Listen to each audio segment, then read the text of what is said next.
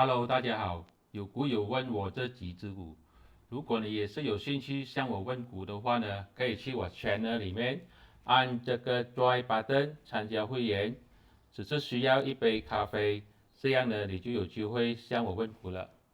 首先我们来看第一个傻麦顿，这只股呢已经是从底部5毛多就上到去1块钱左右，差不多一倍，现在开始回调下来。可以看到它的支撑就是刚刚好是这一个 POC，也就是0.835这边。如果那时候没有买到这个位置的话呢，现在去追的话就有点迟了，就等它突破这一个0.95这个0.95颈线，那时候再考虑要不要进场。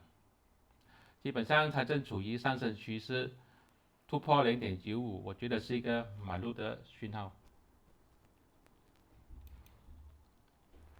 另外一个是联合 Utility， 这个我在29号的时候有分析过，那时候我就说它的支撑就是0.555，这几天呢就跌破了这个支撑，跌破了这一个筹码峰。如果那时候没有卖出去的话，它的下一个支撑就肯定是这个0.50，这个0.50就是这筹码峰的最高价，也就是这前高的这个阻力。